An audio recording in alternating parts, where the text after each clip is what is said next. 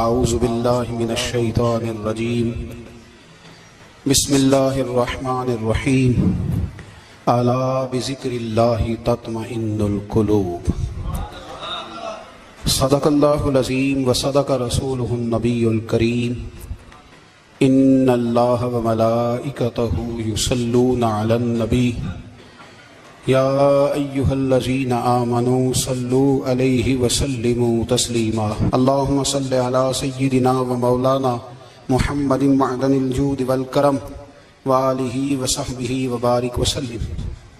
تمام تعریفیں حمد و ثنا اللہ تعالی جل جلالہ کے لیے۔ زاں بعد درود و سلام نبی اکرم نور مجسم شفیع معظم احمد مجتبیٰ جناب حضرت محمد مصطفیٰ صلی اللہ تعالی علیہ وسلم کی ذات والا صفات کے لیے حمد و صلوات کے بعد قرآن مجید نے ارشاد فرمایا الا بذکر اللہ تطمئن القلوب، فرمایا خبردار ہو جاؤ اللہ کے ذکر میں ہی دلوں کا اطمینان ہے، اللہ کے ذکر میں دلوں کا چین ہے۔ لوگ بہت سارا مال، بہت ساری دولت، بہت ساری عقل اور بہت سارا شعور ہونے کے باوجود بے سکون ہیں۔ جس چیز نے زمانے کو تکلیف میں مبتلا کر دیا ہے اور جو چیز ڈھونڈنے سے نہیں ملتی وہ اطمینان ہے، وہ قرار ہے۔ لوگ بھیک مانگتے ہیں، منت کرتے ہیں، دہائی دیتے ہیں کہ کہیں سے سکون کی دولت مل جائے، لیکن وہ میسر نہیں آ رہی۔ بڑے بڑے لوگ ہیں اور میں عرض کر چکا ہوں کہ مالدار بھی ہیں اور عقل مند بھی ہیں، باشعور ہیں، پڑھے لکھے ہیں، پر قلبی سکون، راحت، اطمینان، چین انہیں میسر نہیں آ رہا۔ راتیں جاگ کر گزر جاتی ہیں، دن آزمائش میں بیت جاتا ہے۔ وہ کبھی اس کے لیے ٹھنڈے علاقوں کا سفر کرتے ہیں، کبھی دوستوں کی مجلسوں میں جا کر کے بیٹھتے ہیں، کبھی گھر سے دور اکیلے میں تنہائی میں وقت گزارنے کی کوشش کرتے ہیں، لیکن دولت سکون ناپید ہوتی ہے، میسر نہیں آتی۔ عرش کا رب فرماتا ہے کیوں تو بھٹکتا پھرتا ہے، کیوں دائیں بائیں جاتا ہے، چپ کر کے مسجد آ جا اور لوگوں سے بچ کے تنہائی میں میرا ذکر کر۔ اللہ ملے گا کیا؟ فرمایا اعلیٰ بذکر اللہ تطمئن القلوب، میں تیرے بے چین دل کو چین عطا کر دوں گا۔ وہ تیرا تڑپتا اور پھڑکتا ہوا مزاج، اسے میں سکون کی دولت دوں گا۔ یہ تجھے کہیں اور نہیں ملے گا، یہ میری یاد میں ملے گا۔ یہ چین، قرار، سکون تجھے یہی میسر آئے گا۔ اطمینان قلبی زندگی کا حسن ہے بھائی، دولت سکون اصل ہے۔ بڑے ٹھنڈے کمرے میں کچھ لوگوں کو نیند نہیں آتی، اور دادا صاحب رحمۃ اللہ علیہ آپ جائیں تو دونوں سڑکوں کے بیچ جو فٹ پاتھ ہے نا، اس پہ بھی کچھ لوگ سوئے ہوتے ہیں۔ ادھر سے بھی گاڑیاں گزرتی ہیں، ادھر سے بھی گاڑیاں گزرتی ہیں، لیکن بس نیند ہے نا، اللہ کا فضل ہے، اس نے دے دی ہے، آنے والوں کو آ گئی ہے۔ اطمینان قلبی، میرا معاشرہ بے سکون ہے، بے قرار ہے۔ مجھے کچھ لوگ کہتے ہیں جی میں آج کل بڑا بور ہو رہا ہوں، تو میں کہتا ہوں یار ہمیں تو ٹائم ہی نہیں ملا آج تک بور ہونے کا، نہیں وقت ہی نہیں اتنا میسر آیا۔ کون سا ٹائم نکالے جس میں بندہ بور ہو؟ وہ تو ہے کہ انسان کچھ فارغ ہو، کہیں اس کے پاس گنجائش ہو تو بور بھی ہو لے۔ کیسے بور ہو لیتے ہو؟ یہ کیا ہوتا ہے بور ہونا؟ زندگی میں اتنا وقت ہی کہاں ہے کہ انسان بور ہوتا پھرے اور یہ تصور بناتا پھرے کہ میں بڑی آزمائش میں ہوں تو میں بڑے بور ہو رہا ہوں، تو میں بڑی تکلیف میں ہوں۔ تو وقت بہت زیادہ ہے ہمارے پاس، لایانی کاموں میں ضائع بڑا ہوتا ہے، تو ہم بور ہوتے ہیں، پریشان ہوتے ہیں۔ اللہ فرماتے ہیں یہ جو میری یاد ہے نا، لیکن اس کا بھی ایک طریقہ ہے یاد کا، اس طریقے سے اگر میرے رسول کریم علیہ السلام نے فرمایا اللہ کا ذکر اس طرح کرنا کہ دیکھنے والا تمہیں دیوانہ سمجھے، لوگ سمجھیں کہ کوئی مجنون ہے، کوئی جنونی ہے، کوئی پاگل ہے۔ یہاں اللہ تعالیٰ معاف کرے، آپ ذکر کی مجلس چھیڑیں، آپ ناز شریف کی مجلس چھیڑیں تو بہت سارے لوگ پروفیسر بن جاتے ہیں، وہ ساری نہیں ہلاتے، ان کی زبان ہی حرکت میں نہیں آتی۔ حالانکہ رب کریم کا ذکر اس طرح کرو کہ دیکھنے والا تمہیں دیوانہ سمجھے، کہیں اور کھونے کی ضرورت ہی نہیں۔ میرے حبیب گویا ہمیں فرماتے ہیں تو رب کے ذکر میں اس طرح کھو جا کہ تجھے دنیا کا خیال ہی نہ رہے، تجھے پھر دنیا کی ہوش نہ رہے۔ لیکن اگر نماز میں بھی خیال غیر آئے، ذکر میں بھی توجہ کہیں اور ہو، زندگی میں وہ عجیب لمحہ تھا، وہ میرے ساتھ تھا اور میں تنہا تھا، اگر ماحول یہ ہو کہ آپ کہیں جسم کے ساتھ تو موجود ہوں، روح موجود نہ ہو، تو پھر لذت ذکر بھی میسر نہیں آتی، پھر کیف نہیں حاصل ہوتا۔ یاد رکھیں کہ اس طرح کھو کے رب کی یاد کہاں سے کیف آئے؟ الجھ ہی بڑا گئے ہیں۔ وہ مستی، وہ سرور، وہ کیف جو اللہ کے ذکر میں ہوتا تھا، جو کبھی مرشد کامل کے سامنے بیٹھ کر لوگ اللہ اللہ کرتے تھے تو لگتا یہ تھا کہ یہ یہاں ہے ہی نہیں، یہ تو کہیں اور چلے گئے ہیں، یہاں موجود ہی نہیں۔ لیکن اب وہ موج نہیں، وہ شوق نہیں، وہ درد نہیں، وہ زید نہیں۔ اقبال تڑپ کے کہا کرتے تھے خیرت کی گتھیاں سلجھا چکا ہوں، یا رب مجھے صاحب جنوں کر دے، اللہ مہربانی فرما، وہ کیفیت دے، وہ سرور دے۔ زندگی میں اگر اطمینان چاہتے ہو تو کبھی کبھی سب کچھ بھول کے نا تو مست ہو جایا کرو رب کی یاد میں۔ کبھی کبھی چھوڑ دیں دنیا، چھوڑے یار موبائل، کسی وقت کرے اس کو بند، چھوڑے اس بات کا خیال کہ فلانے نے سلوٹ کیا ہے کہ نہیں کی، چھوڑے۔ حضرت باجزید بستامی رحمت اللہ تعالیٰ علیہ فرماتے ہیں میں نے اعتکاف کبھی اپنی مسجد میں نہیں کیا، اس لیے کہ سارے ہی ہاتھ چومنے والے، سارے ہی پیار کرنے والے۔ فرماتے ہیں میں جب اعتکاف کرتا تھا تو میں بستان سے دور نکل جاتا تھا جہاں کوئی مجھے جاننے والا نہ ہو۔ اٹھ بلیا چلو تھے وسیے جتھے وس دے نہیں سارے ینے، نہ کوئی ساڈی ذات پچھانے تے نہ کوئی سانو مننے، چل ادھر چلے۔ اٹھ بلیا چلو تھے وسیے جتھے وس دے نہیں سارے ہی انے، نہ کوئی ساڈی ذات پچھانی تے نہ کوئی سانو۔ اتنا شوق ہے سلوٹ کرانے کا، اتنا شوق ہے تعارف کرانے کا، اتنا شوق ہے اپنا بتانے کا، تو یہ چیز غلبہ کر جاتی ہے، پھر نام رہ جاتا ہے، روح نہیں رہتی، پھر وجود رہ جاتا ہے، پھر باطن کی کیفیت نہیں رہتی۔ خدا را اپنے آپ کو بے چین نہ کرو، بے قرار نہ کرو، بے سکون نہ کرو، رب کی یاد میں آ جاؤ، درود و سلام میں آ جاؤ، نعت کے حسن میں آؤ، تلاوت کی دنیا میں آؤ، سجدوں کے نور میں آؤ، آؤ کبھی کھول کے دل مسجد کی صفائیاں کریں، آؤ آؤ نہ کبھی کوئی بوڑھا دادی نانی دادا ان کے پاس بیٹھ کے پیر دبا کے اللہ کو راضی کرے۔ یہ کیف والی جگہ ہیں، یہ سرور والی جگہ۔ اتنی بے چین ہماری زندگی ہے، بے قرار ہے، تڑپتے ہوئے لوگ، لڑتے ہوئے لوگ، ایسے لگتا ہے ابھی ایک دوسرے کا گریبان تھام لیں گے، بے قرار بے چین۔ کسی کو انتظار کا کہا جانا کہ 10-20 منٹ کسی کا انتظار کرو تو بعض لوگ مجھے ایسے لگتا ہے جیسے ان کا کلیجہ پھٹ جائے گا، ڈاکٹر کے انتظار میں بیٹھے ہیں تو بڑے پریشان ہیں۔ کسی کو ملنے گئے ہیں کو آدھا گھنٹہ بیٹھنا پڑ گیا تو بڑی دقت میں ہے۔ اپنے آپ کو سکون دیں۔ آپ یقین کریں بڑا مزہ آتا ہے کبھی کسی کا انتظار کرنا پڑے تو 2-4 تسبیح درود شریف پڑھی جاتی ہے، یعنی ذوق بن جاتا ہے کہ چلو اللہ نے موقع دیا ہے، کوئی سرکار کو یاد کر لیں، تنہائی مل گئی۔ ہمارا مزاج جس سختی کا شکار ہے وہ سختی آہستہ آہستہ ہمیں زیادہ آزمائش میں ڈال دے۔ تو میرے بھائی زندگی میں اطمینان حسن ہے، اور وہ سب سے زیادہ اللہ کی یاد میں ملتا ہے، وہ سب سے زیادہ رب کریم کے ذکر میں۔ سب سے زیادہ جو چاہتا ہے نا دل ٹھنڈا رہے، زبان میٹھی رہے، وہ مدینے والے محبوب پہ درود و سلام پڑھا کرے، وہ حضور پہ درود و سلام پڑھا کرے، زبان میٹھی رہے گی۔ میرا ذاتی تجربہ ہے کہ جو آدمی اپنے اخلاق سنوارنا چاہے وہ حضور پہ درود شریف پڑھے، جو اپنے اخلاق سنوارنا چاہے، طبیعت کو ٹھنڈا رکھنا چاہے، وہ درود شریف پڑھے، اس کا دل سکون میں آئے گا۔ کچھ کام اور ہیں زندگی میں اطمینان کے لیے، ان کا ہونا بھی بڑا ضروری ہے۔ سب سے پہلے اگر آپ چاہتے ہیں نا زندگی میں سکون ہو تو حقیقتوں کا سامنا کرنا سیکھیں۔ آپ جو ہیں وہ رہنا سیکھیں، جو آپ نہیں ہیں وہ بننے کی کوشش نہ کریں۔ حقیقت کا سامنا کرو گے تو زندگی اطمینان میں آ جائے گی۔ ہم نے نا بہانے بنا لیے ہیں، ہیلے بنا لیے ہیں، جھوٹ کے سہارے اپنے آپ کو اونچا کر لیا۔ ایک آدمی سے کہا جاتا ہے تو رشوت نہ لے، تو کہتا ہے میں غریبوں سے نہیں لیتا۔ تو میرا سوال یہ ہے کہ امیروں کا حساب لینے کی اللہ نے تیری ڈیوٹی لگائی ہے، تیرے ذمہ لگایا ہے کہ تو امیروں کا حساب کر، تمہیں کیا ضرورت پڑی ہے؟ ہم نا بہانہ کرتے ہیں، رشوت دینے والے کا الگ بہانہ ہے اور سفارش والے کا الگ بہانہ ہے۔ حقیقت کا سامنا کریں، حقیقت کا۔ جو میرے ذمہ داریاں ہیں وہ میں نے پوری کرنی، جو آپ کی ذمہ داریاں ہیں وہ آپ جان نہ چھڑائیں، حقیقت پسند بنے۔ میرے رسول کریم، پھر پڑھیے درود شریف صلی اللہ علیہ تعالی علیہ وسلم۔ حضور صلی اللہ علیہ وسلم نے فرمایا کہ میری بیٹی سیدہ فاطمہ الزہرا رضی اللہ تعالیٰ عنہا صرف جنتی نہیں، جنتی عورتوں کی سردار ہے۔ لیکن حضور نے یہ بھی فرمایا کہ فاطمہ یہ خیال رکھنا اگر اللہ نے حساب پوچھا تو حساب تم نے خود دینا ہے۔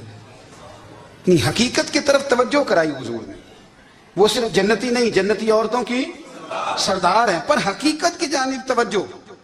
میں حقیقت یہ ہے کہ اگر مالک نے حساب پوچھا تو اس کی تیاری بھی کرنی ہے۔ دیکھیں نا، ہمیں کچھ یقین نہیں، اللہ معاف کرے کہ ہمارا حساب کیسا ہوگا، لیکن کتنے آزاد ہیں۔ یعنی بڑی دلیری سے بندے کہتے ہیں فجر نہیں پڑھتا جی، 3 پڑھتا ہوں جی، شاہ رہ جاتی ہے جی، کپڑے صاحب، بڑی دلیری سے۔ اور سیدہ فاطمہ الزہرا نے ساری رات مصلی باز رکھا ہے، حالانکہ انہیں یقین تھا کہ رب مجھے بغیر حساب کتاب جنت دے گا۔ حقیقت کا سامنا کریں، جو حقوق آپ کے ہیں وہ آپ نے ادا کرنے، جو ذمہ داریاں ہیں وہ ذمہ داریاں ہیں۔ دیکھیں نا، حضرت موسیٰ کلیم اللہ علیہ السلام کے پاس اسرائیل روح نکالنے آئے تو حضرت موسیٰ نے تھپڑ مارا، آنکھ نکال دی، واپس گئے۔ اللہ انہوں نے تو جلال فرمایا ہے، کہا موسیٰ علیہ السلام سے کہیے بیل کی پشت پر ہاتھ رکھیں، جتنے بال ان کے دست مبارک کے نیچے آئیں گے اتنے 1000 سال ان کی عمر بڑھا دی جائے گی۔ یعنی میرے کان میں کوئی بتا دے کہ جناب 60 سال بڑھ گئی، یا آپ کے کان میں کوئی کہہ دے تو خوشی ہوتی ہے کہ نہیں؟ لیکن یہ حقیقت پسندی نہیں، اس لیے کہ 60 بھی گزر جائیں گے، 70 بھی، یہ حقیقت نہیں۔ حضرت موسیٰ کلیم، چلے میں مثال دیتا ہوں، سمجھ لے 10 بال، حالانکہ بہت زیادہ آتے ہوں گے، 10 بال اگر حضرت موسیٰ کے ہاتھ کے نیچے آئے تو 10,000 سال تو عمر بڑھ گئی نا۔ 10 یعنی 10 سال نہیں، 10 100 نہیں، 10 بہت زیادہ تھی نا۔ تو حضرت موسیٰ کلیم اللہ علیہ السلام سے آ کے عرض کیا گیا حضور بیل کی پشت پر ہاتھ رکھیں، جتنے آپ کے ہاتھ کے نیچے بال آئیں گے اتنے 1000 سال عمر بڑھ جائے گی۔ تو حضرت موسیٰ نے حقیقت پسندی والی بات کی، فرمایا پھر کیا ہوگا؟ 10,000 سال کے بعد پھر کیا ہوگا؟ کہا حضور جانا تو پھر بھی ہے، فرمایا پھر ابھی چلتے ہیں۔ اگر جانا ہے نا، جانا ہے تو پھر، اگر جانا ہے تو پھر ابھی۔ اور سجنوں اگر نماز پڑھنی ہے تو ابھی کیوں نہیں؟ اگر داڑھی رکھنی ہے تو پھر رمضان کا انتظار کیوں کریں، ابھی کیوں نہیں؟ اگر سچ بولنا ہے تو پھر، اگر رزق حلال کھانا ہے تو پھر انتظار کا ہے گا۔ حقیقت ہوتی ہے، بہانہ ہوتا ہے، حقیقت چھپ نہیں سکتی بناوٹ کے اصولوں سے، کیونکہ خوشبو آ نہیں سکتی کبھی کاغذ کے پھولوں سے، یہ بات یاد رکھیں۔ اگر جانا ہے تو حضرت کلیم فرمانے لگے پھر 10,000 سال کے بعد بھی جانا ہے تو آج بھی۔ ہمیں بے قراری زندگی میں اس لیے کہ ہم حقیقت پسند نہیں، ہم بہانوں میں، ہم ہواؤں میں جیتے ہیں، ہواؤں میں، خیالات میں زندگی گزارتے ہیں۔ بڑا ٹائم پڑا ہے، مثلاً کتنا میرے رسول کریم صلی اللہ تعالیٰ علیہ وآلہ وسلم نے ایک دن صحابہ سے فرمایا تمہیں حیا نہیں آتی؟ حضور کیا ہوا؟ فرمایا وہ والے مکان بناتے ہو جن میں تم رہ نہیں سکتے، وہ والا مال جمع کرتے ہو جو کھا نہیں سکتے، حیا نہیں آتی؟ عرض کی حضور حکم کریں۔ تو محبوب فرمانے لگے جوتے کا ایک تسمہ بند کرتا ہوں تو سوچتا ہوں دوسرا بند کرنے سے پہلے موت آ جائے گی، ایک سانس اندر جاتی ہے تو دوسرا آنے سے پہلے میں یاد کرتا ہوں کہ مجھے دنیا سے جانا ہے۔ تمہیں حیا نہیں آتی؟ وہ مکان بناتے ہو جن میں رہ ہی نہیں سکتے، وہ مال جمع کرتے ہو جو کھا۔ حقیقت پسند نہیں بھائی ہم۔ بہت سارے لوگ ہیں بڑی باتیں سناتے ہیں، بڑی، میں کہتا ہوں اصل میں نا زیادہ باتیں سنا کے نا بیچارہ اپنے آپ کو مطمئن کرنا چاہتا ہے، اصل بات یہ ہے کہ اندر سے نا ہلا ہوا ہے، کچھ بھی نہیں، بڑا زیادہ ہنستا ہے، مجھے لگتا ہے کہ کوئی گہرا زخم چھپا رہا ہے۔ اس لیے ملمہ سازی، حقیقت پسند بنو، حقیقت پسند۔ یاد رکھنا من ترک صلاۃ متعمدا فقد کفر، میرے رسول نے حقیقت بیان کی، فرمایا جس نے ایک نماز بھی جان بوجھ کے چھوڑی اس نے رب کے رب ہونے کا انکار کیا، اس نے کفران نعمت کیا۔ یہ حقیقت ہے، کوئی کلیریفیکیشن نہیں، کوئی وضاحت نہیں۔ جو نماز نہیں پڑھتا جھوٹ بولتا ہے، غلط بیانی کرتا ہے۔ جو شخص رزق حرام کما کے کہتا ہے کہ اس کے بغیر گزارا نہیں چلتا، وہ جھوٹ بولتا ہے۔ اس لیے کہ رب فرماتا ہے جب تجھے پیدا کیا تو تیرا رزق میرے ذمہ ہے۔ اللہ فرماتا ہے کہ لا یکلف اللہ نفسا الا وسعها، میں کسی پر وہ بوجھ نہیں ڈالتا جو اٹھا نہ سکے۔ نماز فرض کیا اس کا مطلب ہے ہم پڑھنے کے قابل ہیں، اس نے ہمارے ذمہ داریاں لگائی ہیں تو مطلب یہ ہے کہ ہم ذمہ داریاں ادا کرنے کے قابل ہیں، ورنہ وہ کہتا ہے میں وہ بوجھ ڈالتا ہی نہیں جو تجھ سے اٹھایا نہ جائے۔ اگر چاہتے ہو کہ زندگی میں اطمینان ملے تو خدا را حقیقت پسندوں والی زندگی گزارو۔ یہ فضاؤں میں زندہ رہنا، ہواؤں میں، اللہ بڑا معاف کرنے والا ہے، اللہ بڑا کریم ہے، معاف کر دے گا. تو بھئی یہ بات صحابہ کو بھی پتا تھی، یہ اہل بیت کو بھی خبر تھی، تو وہ تو ایک ایک بات کا لحاظ کرتے تھے. یہ غوث اعظم کو بھی پتا تھی، یہ ان کے والد کو بھی پتا تھی، جنہوں نے کسی کا ایک سیب کھا لیا تھا تو 12 سال اس کے گھر میں نوکری کرتے رہے. انہیں نہیں پتا تھا اللہ بڑا کریم ہے، معاف کر دے گا، ایک سیب ہی ہے نا. تو حقیقت پسندی آپ کو سکون دے گی. اور اگر آپ نے اپنے آپ کو غیر مطمئن کیا ہوا ہے، بات کچھ اور ہے، اور آپ نے اپنے آپ کو ڈال کسی اور طرف لیا ہے، تو پھر آپ کو سکون مل سکتا. سکون حقیقت پسندی میں، اصل میں سکون ہوتا ہے، اداکاری میں سکون نہیں ہوتا. تیسری بات سنیں، اگر آپ چاہتے ہیں زندگی میں مطمئن رہیں تو دنیا داروں سے امیدیں توڑ دیں، اللہ اور اس کے رسول سے امید وابستہ کریں، اولیاء اللہ سے امیدیں وابستہ کریں، صحابہ اور اہل بیت سے امیدیں، اللہ اور اللہ والوں سے امیدیں، دنیا داروں سے امیدیں. آپ کو پتا ہے دنیا دار کی تباہی کب ہوتی ہے؟ جب انہیں خوش آمدی مل جاتا ہے. چودھری کا بیڑا اس وقت غرق ہوتا ہے جب اسے چودھری کہنے والے زیادہ ہو جاتے ہیں. سیٹھ صاحب اور نواب صاحب بیچارے تباہ تب ہوتے ہیں بھولے پن میں، جب ان کے دائیں بائیں ریلا ہوتا ہے سیٹھ صاحب کہنے کا. لوگ انہیں کھانا چاہتے ہیں، پیار ان کا نہیں ہوتا، ان کی جیب کا ہوتا ہے. محبت ان سے نہیں ہوتی، ان کی کرسی سے ہوتی ہے. ضروریات کا پیار ہوتا ہے، تباہ کر دیا جاتا ہے. ہماری ساری توقعات دنیا داروں سے وابستہ ہو گئی ہیں. ناراض نہ ہونا، پیروں نے، مولویوں نے، درویشوں نے، انہوں نے بھی سیٹ رکھے ہوئے جلسوں کی صدارت کرانے کے لیے.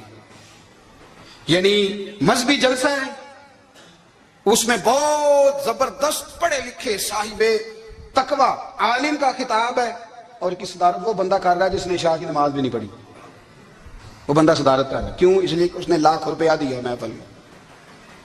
خدا را دنیا داروں سے امیدیں چھوڑ دیں، ورنہ آپ کمزور پڑ جائیں گے، آپ کی امیدیں ٹوٹیں گی. کتنا کمزور ہے وہ شخص دو چار ہزار کے لیے کسی بندے کی چاپلوسی کرتا ہے، اس کے پیچھے بھاگتا ہے، خوش آمدیں کرتا ہے، تھوڑے سے نوٹوں کے لیے.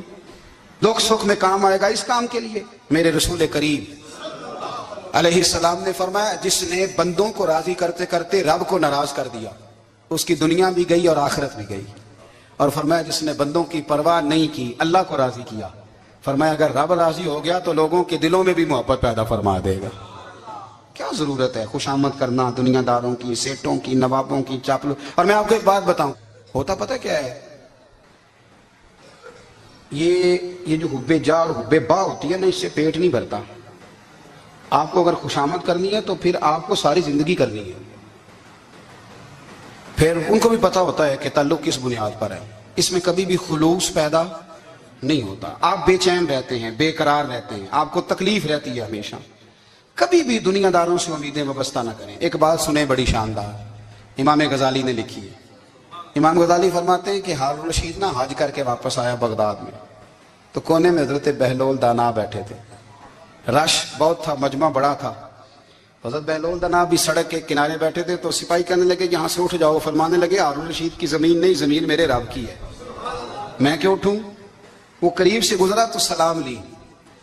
تو آپ نے اس کا پروٹوکول دیکھا تو فرمانے لگے ہارون رشید تجھ سے تگڑے تگڑے موٹے موٹے پروٹوکول میں نے لوگوں کے دیکھے ہیں، اور یہ جو تیرے دائیں بائیں آج تیرے نعرے لگا رہے ہیں، یہ پہلے ان لوگوں کے نعرے لگایا کرتے. اور تھوڑا وقت گزرنے دے، جو تیرے بعد آئے گا نا، یہ سارے پھر ان کے نعرے بھی لگائیں گے. تو جھوٹ کی دنیا میں زندہ ہے، ان سے تو نے امیدیں وابستہ کی ہیں، یہ کل اس کے نعرے لگائیں گے. اس کے دل پہ بڑا اثر ہوا، گھوڑے سے اتر آیا، آگے کہنے لگا حضور آپ نے مجھے بڑی اچھی نصیحت کی ہے، میرا دل بڑا ٹھنڈا ہوا ہے. میں نے سنا ہے آپ مقروض ہیں، کچھ لوگوں کا قرض، تو مجھے کوئی حکم ہی کر دیں. آپ ہنسنے لگے، فرمانے لگے یار تو بڑا ہی بیوقوف ہے، بڑا ہی بیوقوف ہے تو. میں تجھے نصیحت کر رہا ہوں، تو مجھے الجھا رہا ہے. حضور کوئی حکم کر دیں. کیا خوبصورت انداز ہے رب کریم کے بندوں کا. حضرت بہلول دانا فرمانے لگے تیرا رب کون ہے؟ کہا اللہ. تو فرمایا میرا کون ہے؟ کہا اللہ. فرمانے لگے یہ تو نہیں نہ ہو سکتا کہ اللہ ہارون رشید کو دیتا رہے اور بہلول دانا کو بھول ہی جائے.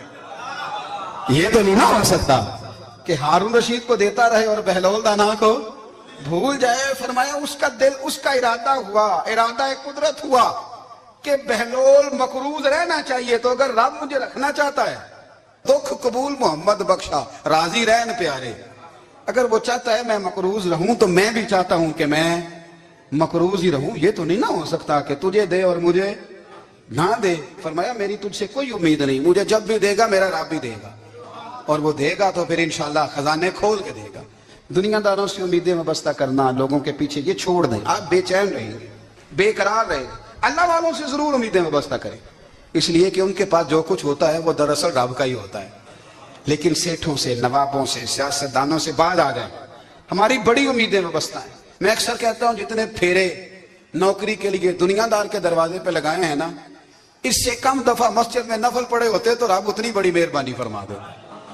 تیسری بات یہ یاد رکھیں، اگر سکون لینا چاہتے ہیں نا، اگر سکون لینا چاہتے ہو نا تو لوگوں کو ڈسکس کرنا بند کر دو۔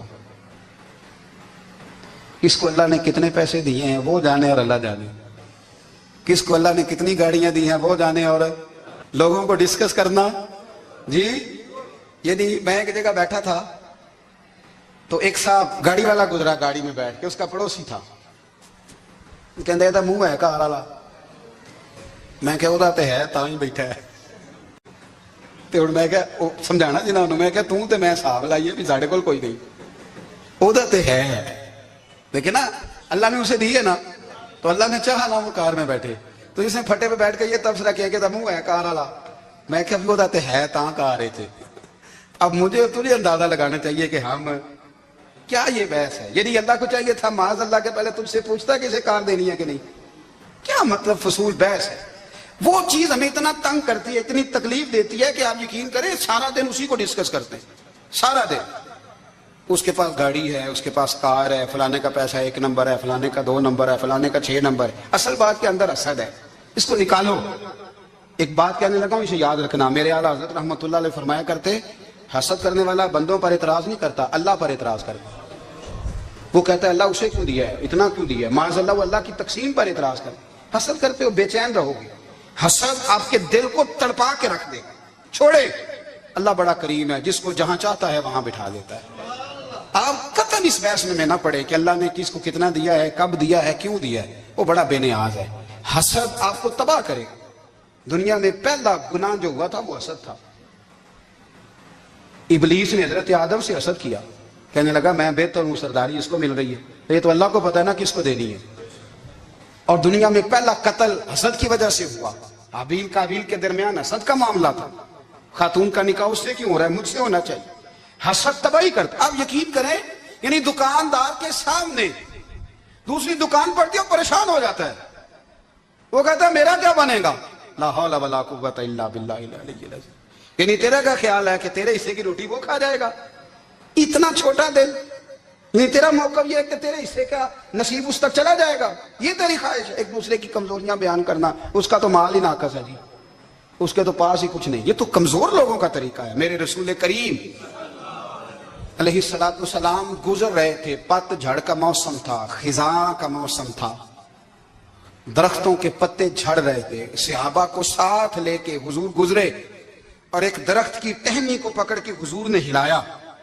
صحابہ فرماتے ہیں کہ چھم چھم اس کے پتے گرے، زمین پر ڈھیر لگ گیا۔ حضور نے فرمایا دیکھا تم نے کیا ہوا؟ حضور ہاں۔